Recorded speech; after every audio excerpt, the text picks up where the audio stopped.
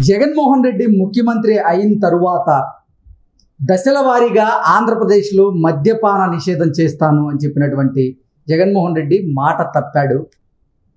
ఆయన అక్కడ ఉన్నటువంటి నాణ్యమైనటువంటి మద్యాన్ని తీసేసి జే బ్రాండ్లను అక్కడ తీసుకొచ్చినటువంటి నేపథ్యంలో ఇప్పుడు ఆంధ్రప్రదేశ్లో కొత్త ప్రభుత్వం కొలువుదీరిన నేపథ్యంలో ఆ జే బ్రాండ్లకు చెక్ పెట్టబోతోంది.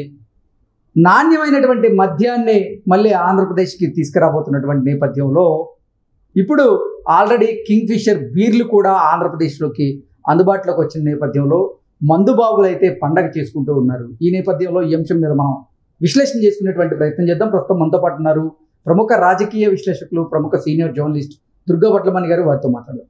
దుర్గా, నమస్తే అండి. నమస్తే మేడం. జగన్మోహన్ రెడ్డి అధికారంలోకి వచ్చిన తర్వాత దశల వారీగా మద్యపాన నిషేధం చేస్తానని చెప్పారు, కానీ ఆయన మాట తప్పారు. నాణ్యమైనటువంటి మద్యం అందుబాటులో ఉన్నప్పటికీ ఆ నాణ్యమైన మద్యాన్ని ఆంధ్రప్రదేశ్ ప్రజలకి దూరం చేసి ఆయన జే బ్రాండ్ మద్యం అక్కడ అందుబాటులోకి తీసుకొచ్చాడు. అయితే ఇప్పుడు ఆంధ్రప్రదేశ్లో ప్రభుత్వం మార్పిడి జరిగినటువంటి నేపథ్యంలో జే బ్రాండ్ మద్యానికి ఇప్పుడు వచ్చినటువంటి కొత్త ప్రభుత్వం చెక్ పెట్టింది. అలాగే నాణ్యమైనటువంటి మద్యాన్ని మళ్ళీ ఆంధ్రప్రదేశ్లో ఎవరైతే తాగేవారు ఉన్నారో వాళ్ళందరికీ అందుబాటులోకి తీసుకొచ్చింది.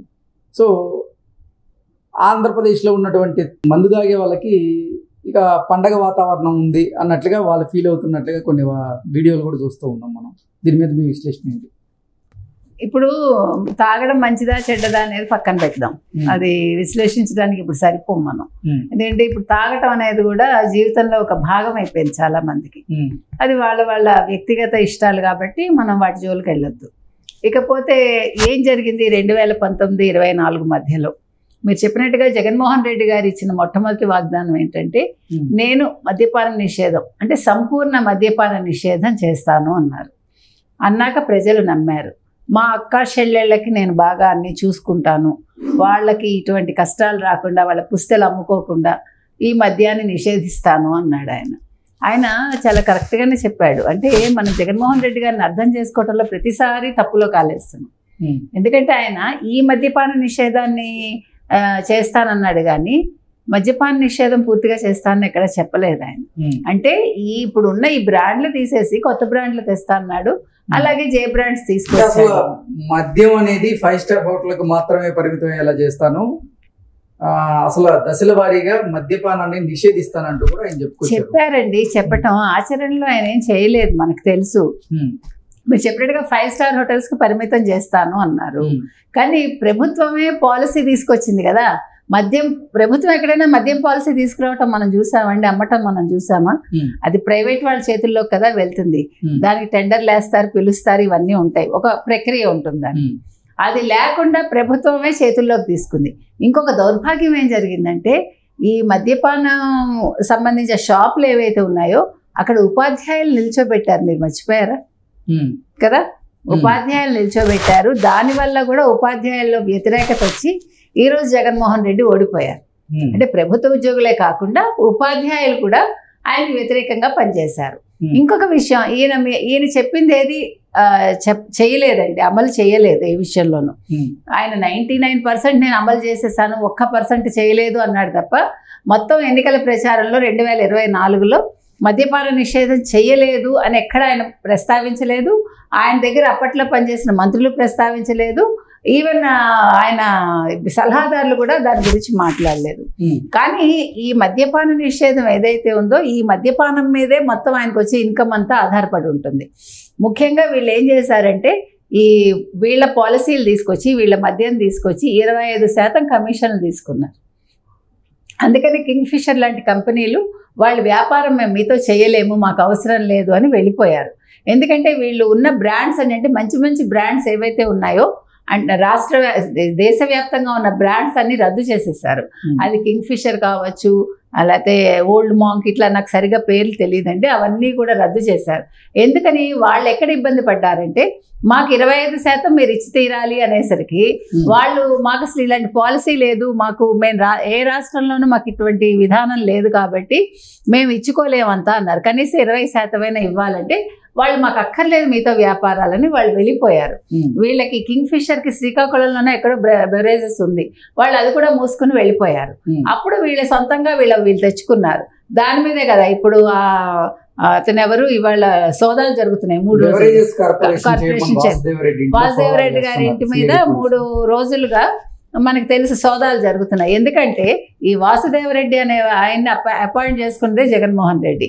సో ఆ జగన్మోహన్ రెడ్డి ఏం చెప్పారో దాన్ని ఈయన అమలు చేశారు. ఇప్పుడు అందుకని అధికార పక్షంలోకి వచ్చిన తెలుగుదేశం కూటమి ఏమడుగుతోందంటే, మాకు ఖచ్చితంగా ఇప్పుడు ఈ కమిషన్స్ 5 ఏళ్లలో మీరు తీసుకున్న వాటి గురించి మాకు వివరాలు కావాలి. ఎందుకంటే ఫైల్స్ కూడా వాసుదేవరెడ్డి మాయం చేశాడనే కదా ఇప్పుడు ఎలిగేషన్. అంటే మీరు ఎందుకు ఫైల్స్ మాయం చేశారు? ఆయన సస్పెండ్ చేశాక కూడా 2 రోజుల క్రితం మనుషుల్ని పంపించి ఆయన ఫైల్స్ అవి తెచ్చుకున్నాడు. ఎట్లా తెచ్చుకుంటాడండి? అంటే మీరు అవకతవకలు చేశారు కాబట్టి అది ఎవరికి తెలియకుండా ఉండడం కోసం మీరు ఇవన్నీ చేస్తున్నారు. అసలు అంటే ఇవన్నీ సిగ్గులేనితనాలే కదండి. ఇప్పుడు ప్రభుత్వ ఉద్యోగులు ఈ రకంగా ఉండడం అనేది ఎంత దారుణం. అది నువ్వు నీ ఉద్యోగ నిర్వహణ చేయకుండా ప్రభుత్వానికి నువ్వు అన్యాయం చేసి ఇప్పుడు ప్రజలకు అన్యాయం చేస్తున్నావు ముఖ్యంగా. సో ఈ రకంగా ఈయన చేయటం వల్ల ఈరోజు 3 రోజులుగా సోదాలు సిబిఐ నిర్వహిస్తుందండి, ఈడీ కూడా సోదాలు నిర్వహిస్తుంది, మొత్తం వివరాలు తీసుకుంటారు.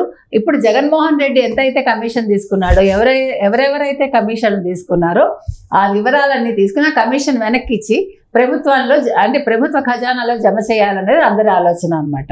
మరి ఇది ఎంతవరకు జరుగుతుందో మనకు తెలియదు. అయితే ఇప్పుడు జరిగిన విషయం ఏంటంటే, ఎప్పుడైతే ప్రభుత్వం మారి చంద్రబాబు నాయుడు ప్రభుత్వం వచ్చిందో వీళ్ళు ఏం చేశారంటే, ఇప్పుడు ఈ కంపెనీలు ఏవైతే ఉన్నాయో కింగ్ ఫిషర్ కావచ్చు మిగిలిన కంపెనీస్, వాళ్ళు తిరిగి మేము మా వ్యాపారం చేసుకుంటాము రాష్ట్రంలో అని ముందుకు వచ్చారు. అంటే ఇప్పుడు ఈ జే బ్రాండ్స్ అన్ని పక్కకి వెళ్ళిపోతాయి. ఇప్పుడు ఈ జే బ్రాండ్స్ వల్ల మనకు తెలుసు ప్రజలు ఎంత అనారోగ్యం పాలయ్యారో, వాళ్ళ కిడ్నీలు దెబ్బతిన్నాయి, వాళ్ళకి అనారోగ్య సమస్యలు చాలా వచ్చాయి.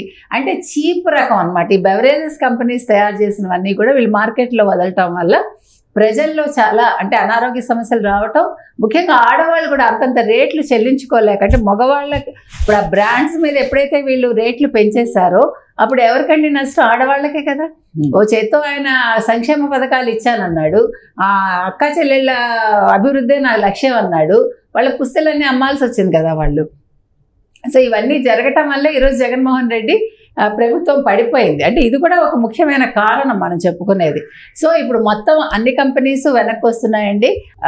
అంటే తెలుగుదేశం హయాంలో 2014 నుంచి 19 వరకు ఉన్న అప్పులు 758 కోట్ల ఎంతో, అవి కూడా చేయలేదు ఫస్ట్ జగన్మోహన్ రెడ్డి కంపెనీ. మేము మీకు ఇవ్వాలి అంటే కంపెనీస్ వాళ్ళని వీళ్ళు ఒత్తిడి చేశారు, మాకు 25% కమిషన్ ఇస్తేనే మీ బిల్స్ మేము చెల్లిస్తామని. తర్వాత మొత్తానికి ఏదో నెగోషియేట్ చేసుకుని 20% ఎంతో వాళ్ళు డబ్బులు అంటే కమిషన్ తీసుకున్నాక 4 సంవత్సరాల తర్వాత అంటే మేబీ 2021-22-23లోనే చెల్లించారనమాట. సో ఇప్పుడు వాళ్ళందరూ కూడా అందుకని రాష్ట్రం వదిలి వెళ్ళిపోయారు. ఎప్పుడైతే చంద్రబాబు గారి తెలుగుదేశం కూటమి వచ్చిందో ఇప్పుడు వాళ్ళందరూ కూడా సంతోషంగా మేము వ్యాపారం చేసుకోగలం సజావుగా, మాకు ఇటువంటి ఇబ్బందులు ఉండవు ఈ ప్రభుత్వంలో అని వెనక్కి వస్తున్నారు. మొత్తం మీద ఏదైనా కూడానండి జగన్మోహన్ రెడ్డి చెప్పింది ఒకటి చేసింది ఒకటి. ఆయన చేసిన అవకతవకలకి తప్పకుండా ఆయన శిక్షణ అనుభవిస్తాడు. ఆయన ఇప్పుడు ఈ ముఖ్యంగా ఈ మద్యం పాలసీ అని చెప్పి ఆయన ఏదైతే చేశాడో, కమిషన్లు ఏవైతే తీసుకున్నాడో అవన్నీ కూడా వెనక్కి తీసుకొచ్చి తెలుగుదేశం కూటమి వాటిని ప్రభుత్వ ఖజానాలో జమ చేయాలి, జగన్మోహన్ రెడ్డికి శిక్ష పడాలి. ఓకే.